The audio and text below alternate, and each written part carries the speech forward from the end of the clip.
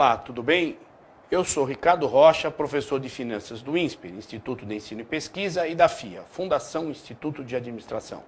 Estamos de volta com Investimento em Pauta, um programa feito para você, internauta, trazendo pessoas importantes do mundo de economia, negócios e finanças. Investimento em Pauta tem o prazer de receber hoje o professor Eduardo de Almeida Salles Terra.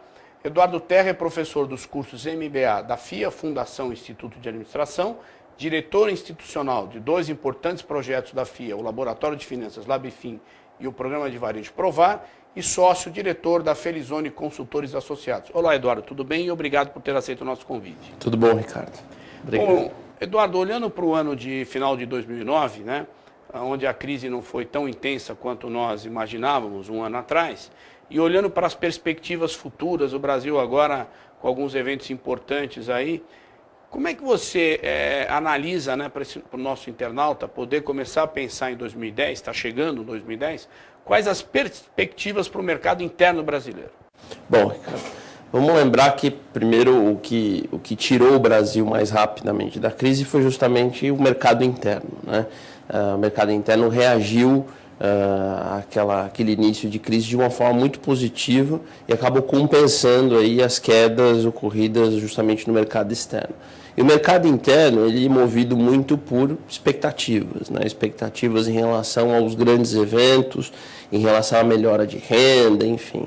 E para 2010, comparando com 2009, a gente tem boas notícias, né? Eu acho que desde do longo prazo, falando de Olimpíadas, de crescimento econômico, de Copa do Mundo, até questões mais objetivas, e aí falando de uma questão bem clara, as pessoas estão com menos medo de perder os seus empregos, estão com menos receios de contrair um empréstimo, enfim. Então, o cenário do ponto de vista das expectativas para o ano que vem ele é bastante positivo. E além das expectativas, a gente tem as questões objetivas, que é desemprego, renda, e isso também tem sinalizado como algo bastante positivo para o início do ano, que faz com que a roda gire de uma forma mais rápida. Então, falando de mercado interno para primeiro e segundo semestre do ano que vem, a gente tem aí bons olhos, vamos dizer assim. E você destacaria algum setor, algum segmento, positivo ou negativamente? E esse crescimento que você está explicando para nós, ele deve ser homogêneo? Enfim, como é que deve ocorrer isso ao longo do ano que vem? Perfeito. Eu acho que essa é a grande pergunta, que nós vamos ter um 2010 bom, é um fato. Agora, em função de uma série de variáveis, a gente não sabe ainda que setores vão crescer mais em detrimento em outros. Eu vou te explicar melhor. Esse ano, por exemplo, com reduções de IPI, incentivos que o governo deu para alguns setores, a gente não teve um crescimento homogêneo, Então, desde setembro do ano passado, quando a gente teve o início da crise, os setores de bens duráveis e semiduráveis tiveram uma queda muito grande, inclusive automóveis e eletroeletrônicos, móveis, por exemplo, e o setor de alimentos se manteve estável.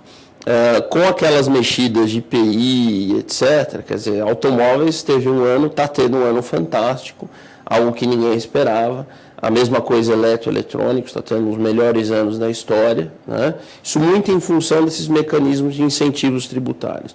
Como a gente ainda não sabe o cenário para 2010, no que diz respeito a IPI, taxa de juros, etc., acho que a grande questão é que setores vão decolar, ou vão avançar mais rápido do que outros. O que é fato, já que a gente está falando de boas expectativas de aumento de renda e de pouco desemprego, aqueles setores mais imediatos, que a gente consome imediato, como, por exemplo, os supermercados, a parte de alimentos, tendem a crescer bastante, 2 dígitos, eu diria, mais ou menos como foi ano passado e tende a ser esse ano.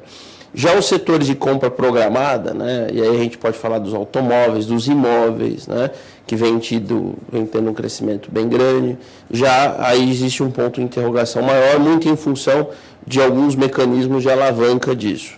Então, a parte tributária, que vai depender da política do governo, e de taxa de juros. E Eduardo, dentro dessa perspectiva aí de 2010, quer dizer, o consumidor hoje, nesse final de ano, ele já está otimista? Quer dizer, como é que deve ser o Natal? Qual deve ser o comportamento do consumidor? As vendas, de fato, vão superar as expectativas? Nós devemos ter um dos melhores Natal, um dos melhores finais de ano da história. Estamos falando de um Natal bem gordo, tá?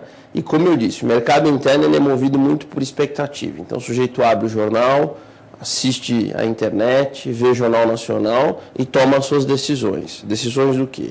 De comprar ou não comprar, de contrair um empréstimo ou não. E se a gente for lembrar, né, o quanto que nós temos de endividamento de PIB no Brasil, a gente está falando de um número muito baixo ainda, né, comparado a outros países, mesmo vizinhos nossos. Se a gente for comparar com o Chile, a gente tem um endividamento relativamente baixo.